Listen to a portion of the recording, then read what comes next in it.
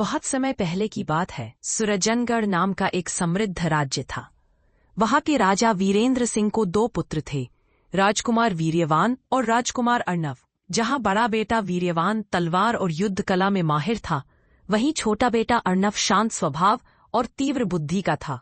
राजा वृद्ध हो चले थे और अब चाहते थे कि अगला उत्तराधिकारी चुना जाए, परंतु सवाल यह था कि किसे गद्दी सौंपी जाए, बलशाली वीर्यवान को या बुद्धिमान अर्णव को। राजा ने निर्णय लिया कि वह दोनों बेटों की बुद्धिमत्ता की परीक्षा लेगा। परीक्षा की घोषणा राजा ने दरबार में घोषणा की, जो राजकुमार मेरे दिए गए 3 कार्यों को पूरा करेगा, वही गद्दी का उत्तराधिकारी बनेगा। पहला कार्य, तुम दोनों को राज्य के सबसे गरीब गांव भीखापुर जाना है और वहां एक ऐसा समाधान ढूंढना जिससे लोग गरीबी से बाहर निकल सके। दूसरा कार्य, तुम्हें एक अंधे साधु को ऐसा उपहार देना है जिसे वह देख तो न सके, लेकिन जिसकी कीमत वह समझ सके। तीसरा कार्य, राज्य के शत्रु राजा विक्रम ने हमारे दूत को कैद कर लिया है, बिना युद्ध के उसे छुड़ाकर लाना होगा। पहला कार्य, राजकुमार वीर्यवान सीधे भीखापुर गया और वहां पैसे बांटने लगा। उसने अनाज और सोना बांटा और लौटाया।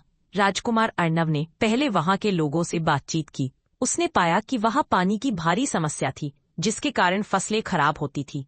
उसने एक स्थानीय इंजीनियर को साथ ले जाकर एक कुआं खुदवाया और सिंचाई व्यवस्था शुरू करवाई। राजा ने जब दोनों का काम देखा तो मुस्कराया और कुछ नहीं कहा।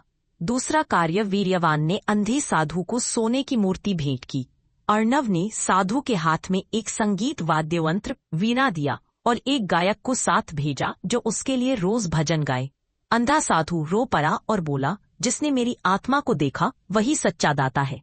तीसरा कार्य, राजा विक्रम बलपूर्वक नहीं झुक सकता था। वीर्यवान ने सैनिकों को तैयार किया, पर राजा ने युद्ध की अनुमति नहीं दी। अर्णव ने कपड़े बदलकर खुद एक व्यापारी बनकर राजा विक्रम के दरबार में पहुंचा। वहां उसने यह अफवाह फैलाई कि सुरजनगढ़ में एक भयंकर बीमारी फैली है और उसके सारे सैनिक बीमार पड़ गए हैं। अगर तो बीमारी फैल सकती है। डर के मारे राजा विक्रम ने तुरंत दूत को छोड़ दिया और राजकुमार को इनाम भी दिया। अंतिम निर्णय, तीनों कार्यों के बाद राजा वीरेंद्र सिंह ने दरबार बुलाया और कहा, शक्ति का होना आवश्यक है, परंतु शक्ति का सही प्रयोग बुद्धि से होता है। वीर्यवान मेरा वीर पुत्र है, पर राज्य को चलाने के लिए केवल तलवार नहीं, चतुराई, संवेदना और दूरदृष्टि चाहिए। अर्णव में है। राजकुमार अर्णव को गद्दी सौंप दी गई। बुद्धि से जीते गए युद्ध तलवार से जीते गए साम्राज्य से भी बड़े होते हैं।